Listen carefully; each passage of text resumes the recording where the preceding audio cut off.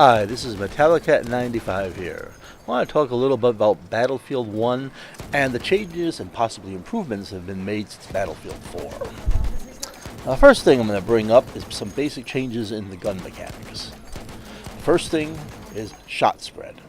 Now, shot spread, that is the deviation of the bullet from the path that the gun barrel is pointing, has been a part of shooter games for eternity. It basically represents the basic accuracy or conversely inaccuracy of the weapon, the inability of it to be exactly on target. Some guns are inherently more accurate than others, and this models that. A related element is the spread increase per shot. That is, that the spread increases in automatic weapons the more bullets you fire. The longer the gun fires, the less accurate the weapon is. Now, Battlefield 1 adds another element to this. First shot, spread increase per shot. That is, the first bullet fired is perfectly accurate, but the one immediately after that starts a bump up increase in the spread. This change makes Battlefield 1 weapons handle a fair bit differently for the automatic weapons than Battlefield 4. I'll address that in a moment. First, I'll discuss a little bit what the effects of spread increase, that is random bullet deviation, have on the actual accuracy of the weapons.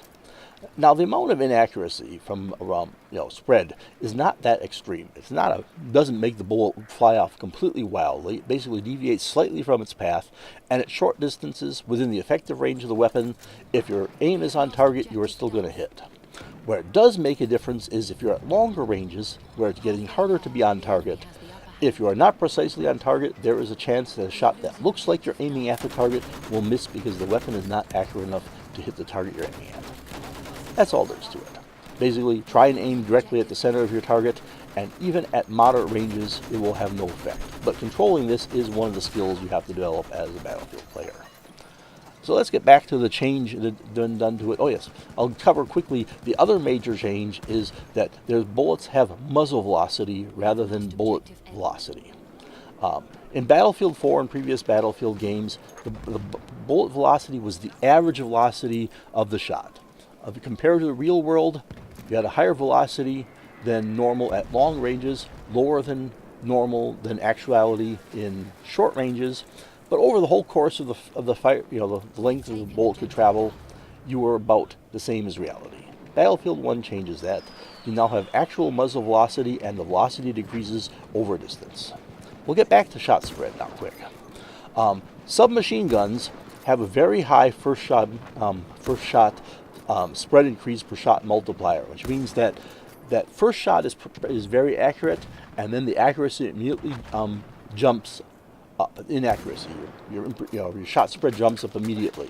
Then it slowly increases. Compared to Battlefield 4, the increase per shot is much less. So on average, you're actually ending up having, over a long burst, a more accurate fire out of Battlefield 1 than from Battlefield 4 and previous Battlefield weapons. Conversely, short bursts are now less accurate. This means that the optimal burst pattern is no longer the short 2, 3, 4 bullet bursts. 5 and up are better for optimal accuracy. It takes a little bit of getting used to this, and basically it's a practice and see how it works. You'll learn how to do it.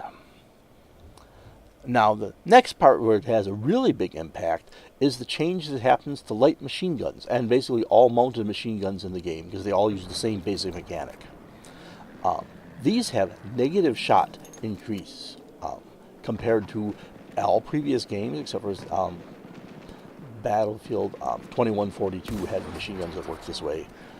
As you sustain fire, the weapon becomes more accurate. That first shot will, of course, just like all other weapons, the first shot uses the gun's basic accuracy, but after that you have a sudden spread increase on the second shot. But after that, hold the shot, hold your fire, sustain fire, the accuracy increases over time. And the other thing that has a great effect on light machine guns, and for all other weapons that have bipods, but especially light machine guns, is bipods work very well in Battlefield 1. They'll automatically deploy whenever you are near an appropriate surface, and they'll greatly improve your accuracy of the weapon and recoil control, and if at all possible, use a bipod with an LMG. Now, the bullet velocity is one of the other big changes, And it's not as big of an impact as you might think because there's still bullet velocity, it just changes over distance. For most guns, the distance the bullet travels between you and, basically the time it takes for you bullet to get from you and your target is not long enough for you to really notice the fact that the bullet is slowing down. It is, but it's not enough to be noticeable.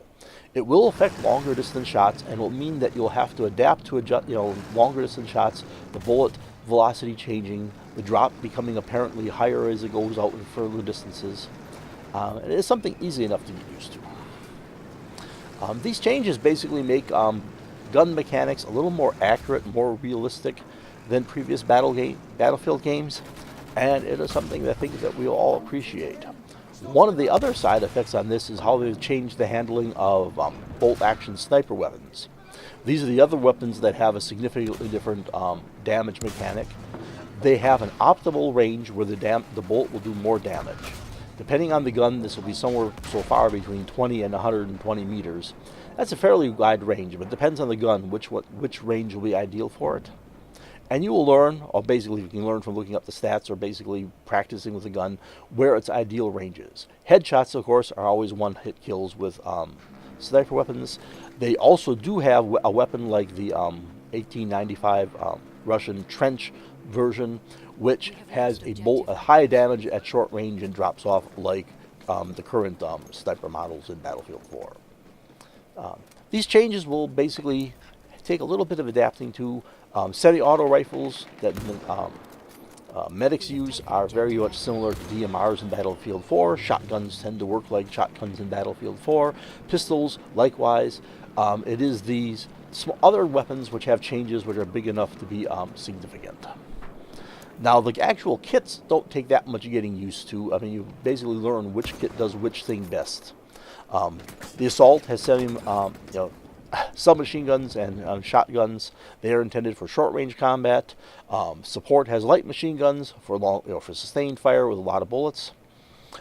Medics have semi-auto rifles, which are capable of full auto fire, but the fire rate is not especially high, and you might be able to match it by simply pulling the trigger. And Scouts have the sniper bolt-action rifles for long-range fire. And pretty much this is the core of the weapon changes in Battlefield 1. And I think most people will end up appreciating it once you get used to it. It gives you a different feel and brings you back to this era of the earliest development of automatic weapons and the dawn of all war. I hope you enjoyed this video, and everyone have fun on the battlefield, and we hope to see a lot more of what's going on with Battlefield 1 with the Gamescom videos that are coming out and the upcoming beta coming at the end of August. Thank you very much.